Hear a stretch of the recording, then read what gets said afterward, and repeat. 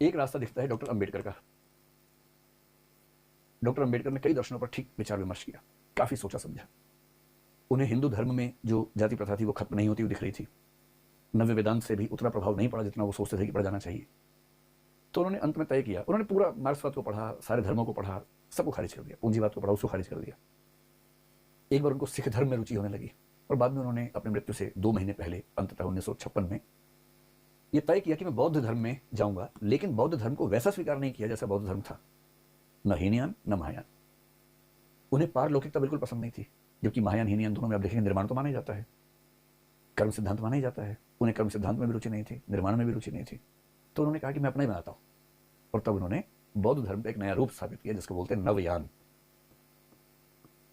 और इस पर किताबें लिखी और वो खुद इसमें शामिल हुए, उनके बहुत सारे समर्थक भी इसमें शामिल हुए, और तब से ये परंपरा, इसको नियो बुद्धिज्म भी कहते हैं।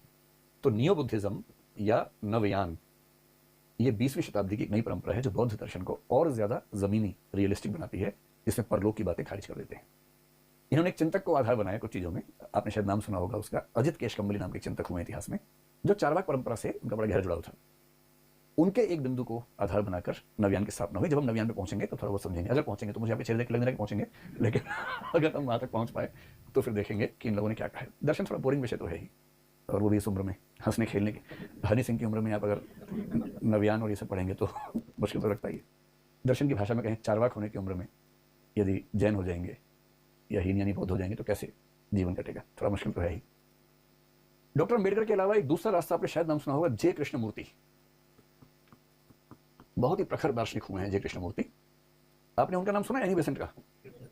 आपको ये जान के बड़ा आश्चर्य होगा, हो सकता है पहले से पता ही, फिर आश्चर्य क्यों होगा, लेकिन अगर ना पता हो तो आश्चर्य होगा कि ये एनी बेसेंट के दत्तक पुत्र थे।